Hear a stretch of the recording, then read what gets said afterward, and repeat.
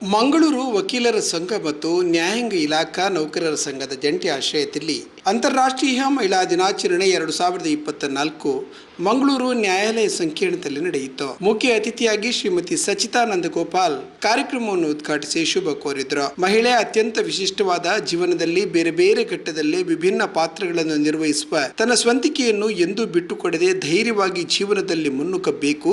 ಆಗ ಮಾತ್ರ ಯಶಸ್ಸನ್ನು ಕಾಣಲು ಸಾಧ್ಯ ಎಂದು ಅಭಿಪ್ರಾಯಪಟ್ಟರು. ಗೌರವ ಅತಿಥಿಯಾಗಿ ಪಾಲ್ಗೊಂಡ 2ನೇ ಹೆಚ್ಚುವರಿ ಜಿಲ್ಲಾ ಮತ್ತು ಸತ್ರ ನ್ಯಾಯಾಧೀಶರಾದ ಶ್ರೀಮತಿ ಪ್ರೀತಿ ಕಿಪಿಯವರು ಮಹಿಳೆಯರು ಇಂದು ಎಲ್ಲ ವಿಭಾಗಗಳಲ್ಲೂ ಮುಂಚೂಣಿಯಲ್ಲಿದ್ದು ಯಶಸ್ಸಿನ ಹಾದಿಯಲ್ಲಿ ಮುನ್ನುಗ್ಗುತ್ತಿರುವುದು ಹರ್ಷದಾಯಕ ಎಂದು ಶುಭ ಕೋರಿದರು. ಕಾರ್ಯಕ್ರಮದ ಅಧ್ಯಕ್ಷತೆಯನ್ನು ವಹಿಸಿದ್ದ ದಕ್ಷಿಣ ಕನ್ನಡ ಜಿಲ್ಲಾ ಹೆಚ್ಚುವರಿ ಮತ್ತು ಪೋಸ್ಕೋ ನ್ಯಾಯಾಧೀಶೆ ಶ್ರೀಮತಿ ಮಂಜುಳಾ ಇಟ್ಟಿ ಅವರು ಮಾತನಾಡಿ, ಮಹಿಳೆಯರು ತಾನಿರುವ ಸ್ಥಾನದಲ್ಲಿ ಖುಷಿ ಪಡುವುದಕ್ಕಿಂತ ಹೆಚ್ಚಿನ ಸ್ಥಾನಮಾನ ಪಡೆಯುವ ದೃಷ್ಟಿಯಿಂದ ಪ್ರಯತ್ನಶೀಲರಾಗಬೇಕು ಎಂದರು. ಮಂಗಳೂರು ವಕೀಲರ ಸಂಘದ ಸದಸ್ಯೆ ಶ್ರೀಮತಿ ಗೀತಾ ಡಿ ಅವರು ನ್ಯಾಯಾಧೀಶರಾಗಿ ಆಯ್ಕೆಯಾಗಿರುವ ಪ್ರಯುಕ್ತ ಅವರನ್ನು ಅಭಿನಂದಿಸಿ ಸನ್ಮಾನಿಸಲಾಯಿತು.